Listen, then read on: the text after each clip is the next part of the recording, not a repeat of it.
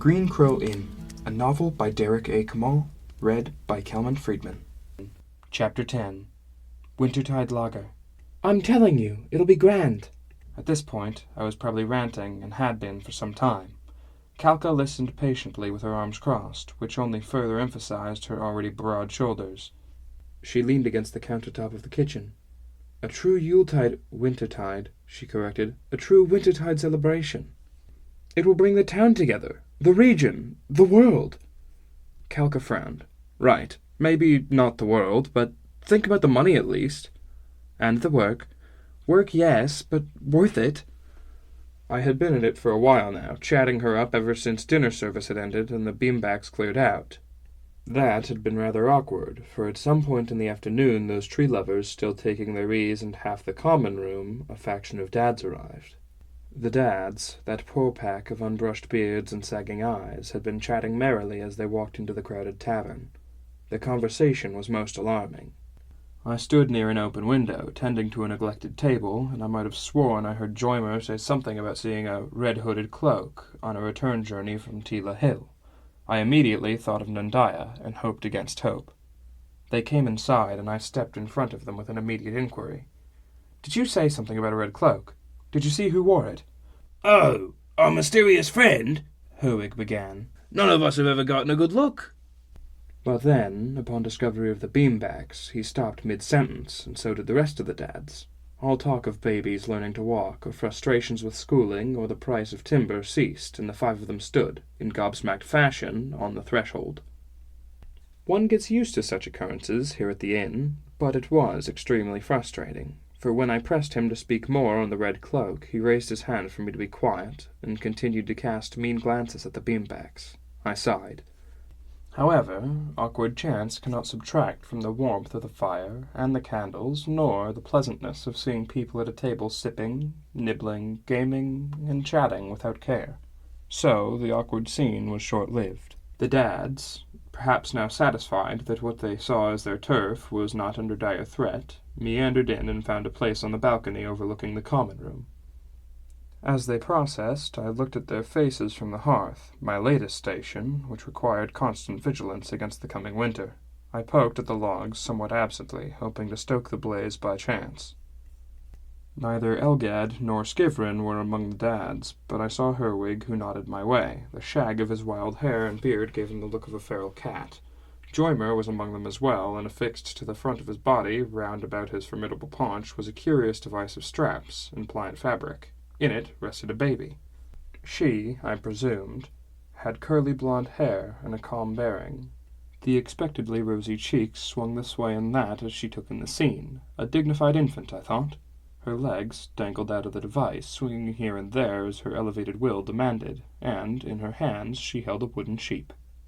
Furrier appeared behind the bar, seeming to rise up from beneath it to his full height. A wolfish grin emphasized his already frightening tusks and yellow eyes. "What have we got here?" he said to Joymer. "A baby?" Joymer's eyes shifted. "Yes." Furrier's grin spread across his face like a crack in the earth, and he nodded, unblinking, and smacked his lips. Herwig pushed Joymer along, and they climbed the perilous steps up to the balcony. Joymer made constant glances backwards at the leering troll, clearly wondering if he was going to put his child in the oven. What a brute, I thought. Sumi Kind, who had been behind the bar with Furrier, covered her mouth and dashed into the kitchen. Her ponytail bobbed and her apron whipped between her knees. I heard her laugh tinkle all the way into the common room. Furrier turned away from the dads and smiled, knowing his poor joke had landed with at least one person. The fireplace popped, and Naergi left his place on the balcony and searched for a new quiet corner. "Innkeeper," said a voice behind me. It belonged to a local woman, Luella by name. I believe she was Gilly's partner. Anyway, she tried to pry Calca's attention back from whatever had stolen it. When I looked in the same direction, I realized that Calca was staring at the baby instead of serving her customers. "Sorry," she said to Luella. "What would you like?" As awkward as that was, it was not the most awkward bit. That came in due course when the dads had settled in and the beanbags began chanting quietly again. Dispersed as they were about the room, the effect was resonant and inescapable. The rest of the tavern did not seem to mind it. I imagined the music was a treat for them when compared to the nervous antics of Ivor the minstrel. The dads, however, did not seem impressed. They stared down from the balcony like disgruntled birds of prey. Their frumpy, milk-stained clothes and unkempt hair, marks of their casual ridiculousness, went invisible as the pleasant candlelight cast eerie, contorted shadows behind them. They leered. Even the baby seemed hostile as she raised her wooden sheep with menace. When the first hymn ended and the choirmaster called for another, there was a shout from the balcony. "That'll do!" It was unclear which of them had shouted, but it didn't matter. All at once the entire cadre of beanbacks stopped and clapped their eyes on the balcony, as did a few of the regulars, as did Calca. The rest of the room either did not notice or did not care. I rose to my feet, still at the hearth, and watched Joymer's glance dance from the beanback choirmaster to Calca and back. He cleared his throat, caressed his child's head, and stomped his way down the balcony stairs. Herwig followed him. The rest of the dads patted them on the backs as they went and muttered what I imagined to be encouraging things, like members of a sports club wishing their fellow athletes well. Suddenly, the urge struck me to clean the tables around the beanbacks. As I made my move towards them, I noticed the couple from room 21 was gone. "I said," began Joymer with a bit of confidence, "that's enough. Your music is fine and all, but I think that's enough." It was hard to see the choirmaster's face inside the shadowy hood, but I imagined he smiled. "Friend, no one else seems to mind. Come, why not one more? We're nearly for the road again." "What?" cried Blett, who had clearly been expecting a pleasant night's stay at the inn. He was promptly shushed. "No," said Joymer. Herwig offered an approving nod. Their fellows on the balcony were distracted as Sumi had just delivered their first round. She huffed down the stairs, still chuckling from Furrier's little joke, apparently. "I mean, no, we, Joymer caught his breath and tried again. "I don't want to be rude, but I shall be open with you. Many of us work the forest round these parts. Many of us know Teela Hill, and we don't deserve your judgment." "My good word-goer, you misunderstand," tried the choirmaster. But he was cut off by Joymer. "We care for the wood. We never clear-cut. We are careful. And the wood is good to us. No ruddy twig worshipper shall tell us that what we do is wrong. So if I say we've had enough of your tree-loving tunes, then we've had enough." A quick survey of the room said that some of the folk of Nuwari were of an accord with the dads for once.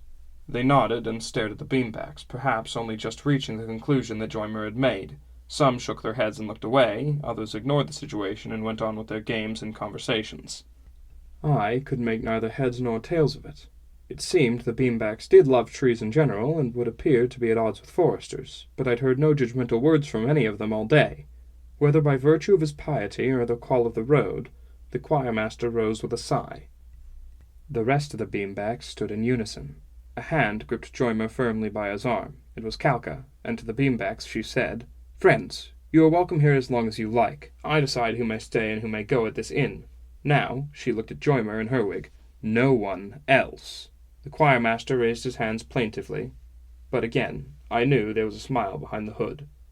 "Really, we were just going, innkeeper. Our Blett will see that the tab is covered. The rest of us shall wait outside."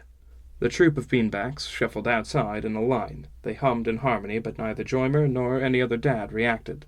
Blett stayed behind and smiled with pride. "This is a special moment for me," the dwarf said. Carefully he slipped his arms out from his pack and set the beautiful pine sapling on the table. He gestured to it with fervor and smiled with even more force. I felt an excitement come over me that I could not explain. Then there was a pause and further awkwardness. "Oh, right," Blett started. "Money."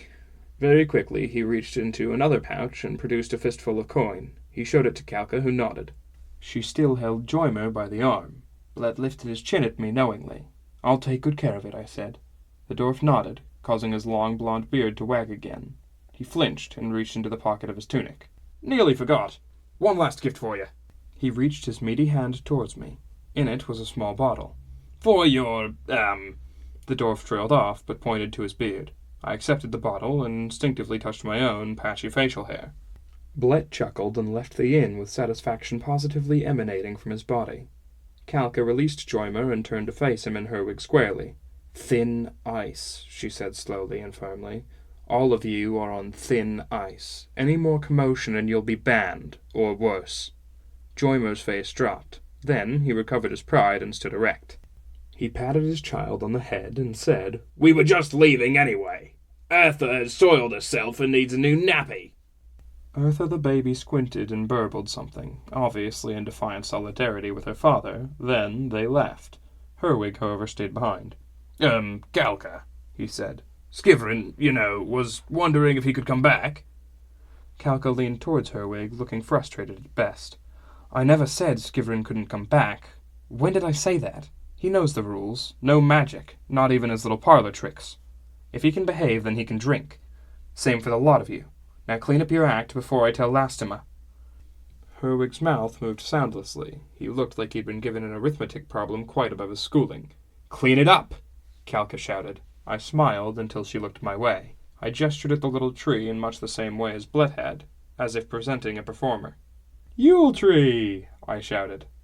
You. She pointed at me with the quality of some great military general and said, Kitchen. I scooped up the sapling and followed her. You, last call, she said to Sumi. You, enough nonsense. That was to Furrier, who frowned. And so I had Calca's attention to myself and began my argument for the Yule tree. Not only a festive tree for the sake of decor, but a celebration of the season and the turn of the year.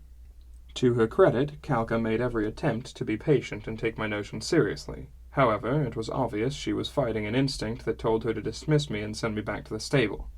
Now here's the best bit. I raised my hand sincerely and sat on one of the kitchen stools in a move that would, I felt, carry the tone from joyous to serious. As I did so, I felt something jab at my thigh through my trouser pocket. The brooch. I had totally forgotten about my inadvertent theft. Heat raced to my cheeks, and I stammered something unintelligible. Calca squinted. All right. Yes, sorry, here it is. We brew our own special beer, just for the party. Calca cleared her throat and shifted her weight again. You can brew beer. Well, I grinned, if you must know. No, I can't. My employer actually smiled. But you can bake, and I can read. Now she looked askance. I mean, you could read too. Obviously, I'm saying there are books on the subject, and Pram or Gilly would teach me, I bet. And how different is brewing from baking? She sighed, but her eyes twinkled. Very.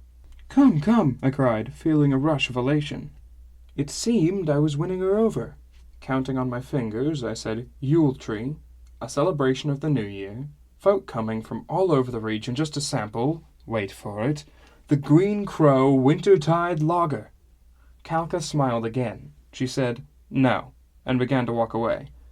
No, I shouted. Rage bubbled up within me, washing away any anxiety the brooch had produced, and I said, I'm sure if Shaitan suggested this, you'd have said yes right away. Calca paused and turned. What did you say? She seemed genuinely confused by my assessment, but the hint of defiance in my voice lit in her ferocity I could not explain. My own rage slowed to a simmer and began to dissipate. I drew on every public speaking class I'd ever taken, every calming technique I'd ever heard. Best not to push things, as I'd pushed them far enough already. But how dare this woman deny me when I seek to help her business? What kind of uneducated lout would be so bold? Deep breaths. Never mind. I managed a small laugh, and then forced myself to murmur, You know best. Calca stood still. Her arms remained crossed. I sat on the stool, looking away from her, feeling defeated and hollow and angry. Moments passed. She stared at me with narrow eyes, trying to make up her mind about how to interpret my insinuation. Finding nothing to say, she took to the stairs, climbing up to her room on the 3rd floor, without a goodbye or a good night.